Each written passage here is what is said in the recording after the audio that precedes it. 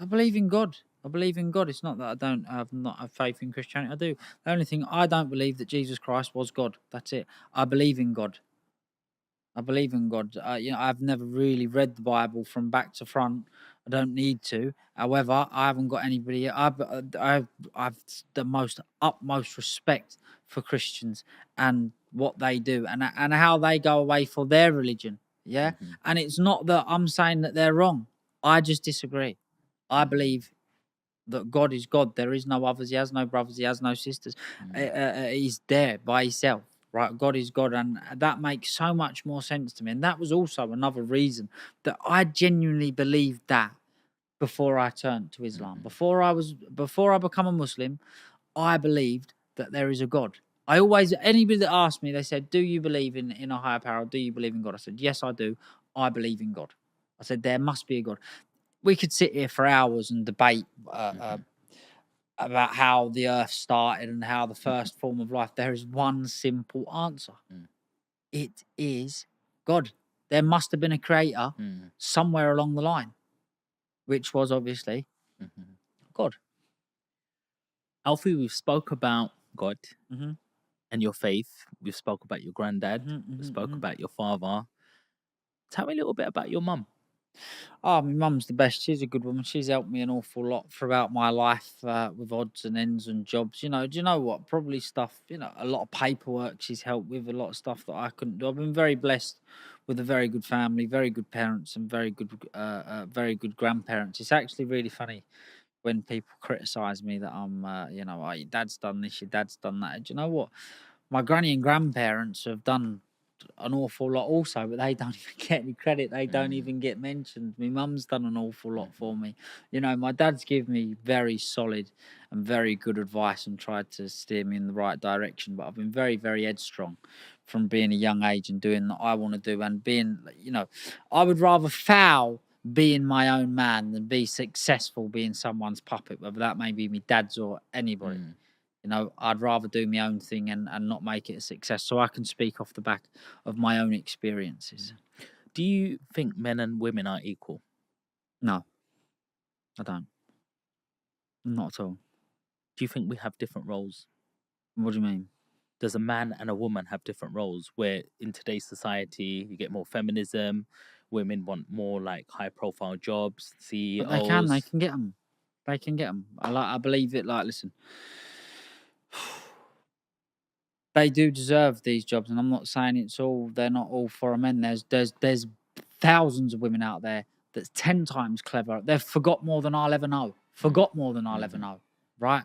But there's also a lot of men out there that are also cleverer than me. Forgot more than I know. However, for a woman, physically they're smaller usually. They're weaker. Their bone density is smaller. So okay. So they want higher role jobs. Okay, why don't they start welding? I'm sure there are very few welders out there or jobs that take on heavy lifting. They want to leave them to the man's job. Why do they want to leave them to the man's job? Well, if you're the same, you get out there, Mm-hmm. you carry it. Mm-hmm. You understand where I'm coming from, and that's just the way that I see it. I'm not saying that women are. I'm not saying we're above women because we're not. But our role as men, our leaders, we make the decisions. Mm-hmm. We're stronger in physically and I believe in many cases mentally. A woman's touch to things can be extremely good, but sometimes women could. I don't know how to explain this without coming across very sexist, and I'm not sexist, not one bit, because I've got a mum and I've got a sister and I love them very dearly. However, I wouldn't put them in a job role that they couldn't take. My sister is the director of Wildcrest Parks. My dad didn't pass on my dad didn't pass on the business to me. My dad's left to Monaco. My sister is now the director of my dad's multi or £1 billion company. However, it's just I think it's the physical side of things that I don't really get my head round. There's women clever and are more than capable of having CEO or director or chairman or whatever it may be. Like I say, there's some very extremely good entrepreneurial women out there, and a credit to them. But like I say, the the physical side of jobs. Yeah, but listen, I've seen a million podcasts come out and say, like, if you was in there, no discredit to any fire women out there, but if you was a big lad or you was a small lad and you was stuck in a fire, who would you want to come and rescue you? Would you want a Mm, small petite woman or would you want a big muscly man? mm, it's true. I You know, mean, this is this mhm. is where this is just how I see it. We had a music artist here Hmm. last week as well. I don't know if you know Frenzo Harami, but he came down and he makes a lot of Hmm. music and he's actually a pimp. Hmm. Like Hmm. he thinks, he said that's his profession. He look after these women, etc. Um, and he was just like, look, women are not the same as men. Like I've got in trouble with the police many of times. There was this one time there was two women police officers. I just ran straight through them and past them. Like if it was two grown men, I had no chance. Mm, So in terms of certain jobs, I can agree with you. Talking about physical. mm. What's your diet like? Because you look like in really good shape. Well, I'm an athlete. I love sports and I love keeping myself fit, and I like playing golf. I was a professional boxer. I had my first fight in 2017, and I had another one in 2021. I had a knee injury, and to be honest with you, again, work, business, in my eyes, at the time, it wasn't more important, but looking from it from a sensible point of view, I believed that I could make more money being an entrepreneur than I could a professional boxer. I love the sport, grew up Mm, boxing. However, do I believe I was good enough at the time? Yes, I did believe I was good enough, because if I didn't, I wouldn't get involved in anything. If I don't believe I can do something, and not only do I believe that I can do it, I believe I'm going to be the best. hmm And it's the old saying, reach for the stars. If you don't reach and you hit the ceiling, you've done all right, and you hmm at least you're getting somewhere. So is that one of your hobbies? Not anymore. Golf I play. Golf. Very good networking. Okay, okay. So I'm not very good though. so what you meet good people on the golf Mm. course? Yeah, you do. You meet a lot of people. You play with different people, and you spend 4 hours with somebody you've never spoke to in your life. Sometimes you get a bad hand in the drawer, and you get put up with some asshole. But that happens. Wow. Okay. Did you need training for the golf? Ah, of course. You have to work very, very, very hard. Very difficult and very hard sport. I go for a lesson every now and again, but again, it's all for nothing too serious. All pleasure. Yeah.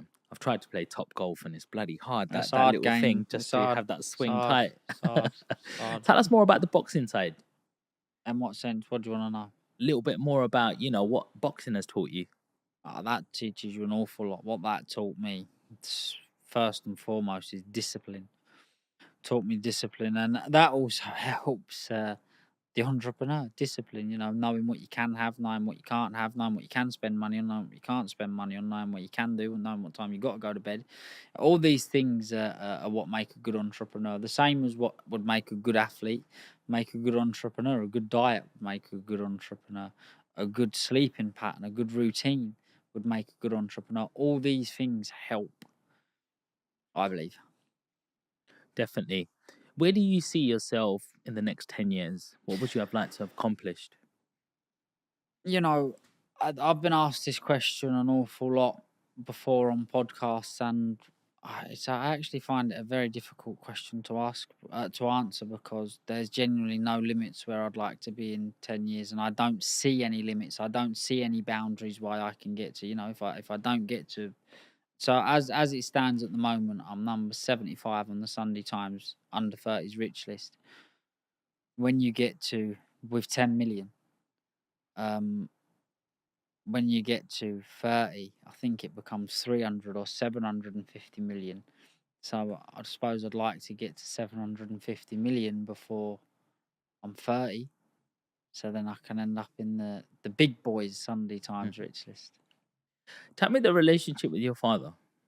Yeah, it's good. Or if we're not talking about work or talking about earning money, we don't, it's not really much of a conversation. Or if it starts off not about that, like if it starts off not about work or money or what's going on with the businesses, uh, there's not much of a conversation at all, really. But however, we enjoy it. We both like it. We have hmm many, many, many debates. Um, but yeah, well, it's a very good relationship. Though. I love him very, very, very, very much. I'm sure he loves me very much. I'm sure he's very proud of me. I'm very proud of him. He's done very, very, very, very, very well. I wish he would listen to me some more. You know, it's the tables are turning now. You know, I try to explain this to him. You know, I've listened to you for the first half of my life. You know, I'm young, I'm fresher. You listen to me. I tell you. Do you know what? Like,